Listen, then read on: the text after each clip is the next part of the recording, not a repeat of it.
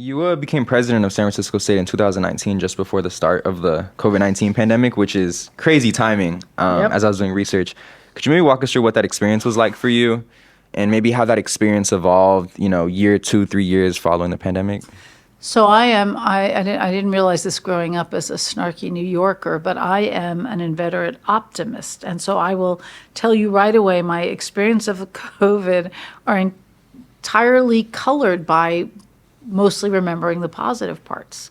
So yeah, I started in July of 2019, and that fall I kind of hit the ground running, and I put all the team up here through a lot of work to let me meet as many people as I could, as quickly as I could. And I remember one person telling me, slow down, you don't have to meet everyone in one semester. Well, it turned out, thank God, because I really only had one semester until we went on to Zoom. So if someone had told me in summer of 2019 that my first big project would be taking a university of whatever we were, about 20,000 students and 3,500 employees, and moving us into the remote existence, I would have said, you're nuts. It can never be done.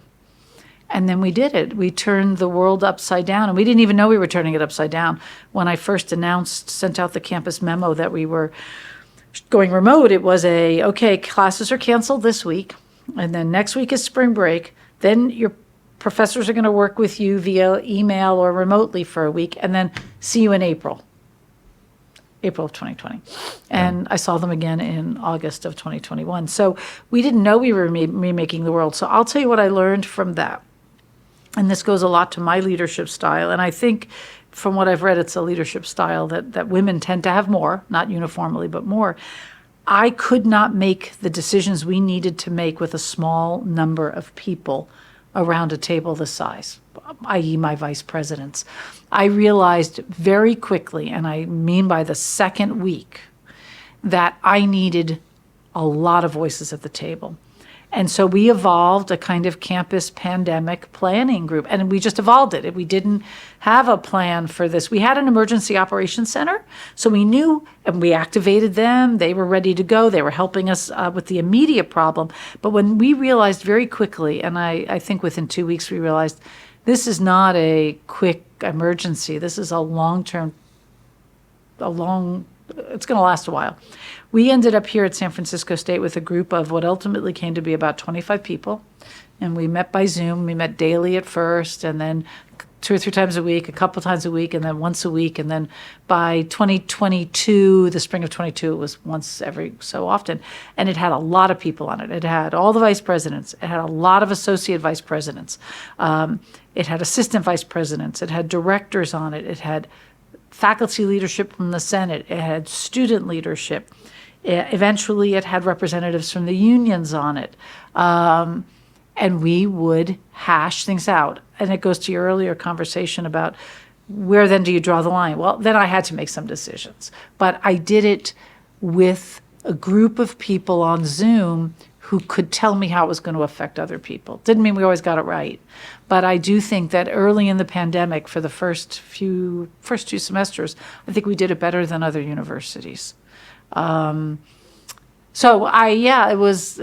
had done professional development programs on becoming a president, on what to do now that you are a president. No one ever mentioned a global pandemic. I had done a pandemic training as a vice president in New York in 2007, and in every case scenario that had us work through, it lasted 3 weeks. Wow. Clearly, we really were unprepared as a country for what finally did happen. But I as I still do, rely on. I like to hear a lot of voices. Again, goes to maybe my training as a social historian. To think about the impact of things. But I'll tell you, so the big thing I learned was that, oh my gosh, universities could change themselves almost on a dime. And that first spring, people were kind of muddling through. I know, it was hard on faculty, it was hard on students, everyone did the best they could. Then we got better and better at it. And now, 4 years later, there are things that I think we would all say are better. I think we're still struggling in some ways, but I think there are other things we'd say we do better now as a result. And I will say this at my retirement party sometime down the road. I have never been more impressed with the university than I was with this one in August of 2021. So we were going to reopen, and we had to follow the 6 feet apart and some other things.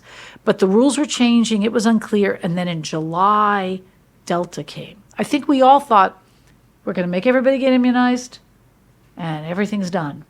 And then the Delta strain came, and cases soared again. And it looked like we weren't going to be able to reopen. And then this university, folks from procurement to health services, there wasn't an office to faculty, to staff. It wasn't an office who didn't get involved. We had to implement our own vaccine program. We had to implement mass testing on a regular basis. These were things we'd never done before. But there was a commitment to get us reopened in fall of 21. And I swear in 4 weeks, I've never seen anything like it. People got it done here. I was really proud. I remain very proud of that moment. You mentioned. This is the Atlas Clips channel. To stay up to date with the show, follow One on Instagram and X.